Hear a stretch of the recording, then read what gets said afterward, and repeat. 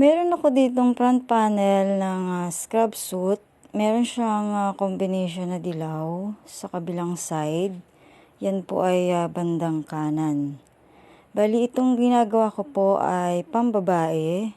Kaya naman ang gagawin kong binek niya ay, ang paling ay, ang nasa ibabaw ay bandang kanan. Ayan, dahil pambabae. Kung pang lalaki naman yung gagawin nyo, sa bandang kaliwa naman po yung paling niya. Ngayon, papasadahan ko siya ng 1/2 inch. Nga pala, yung aking pinaka-neckline na yun, may pasada ng 1 inch. Ngayon, dun ako magpapatong ng tahi para pantay yung aking pasada.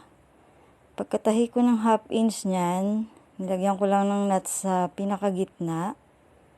And then, iikot ko siya ng paganyan, wrong side yan. Gayahin nyo lang yung style na ginagawa ko para may idea kayo kung paano gawin to.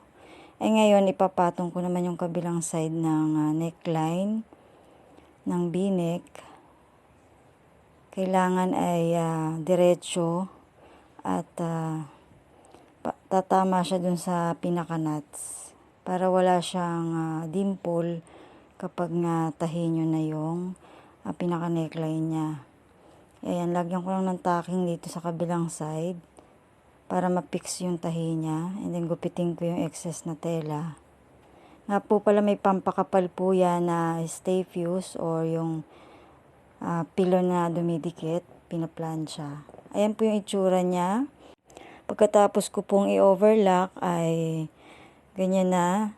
Natahian na po yung edges ng pinagtahian para malinis.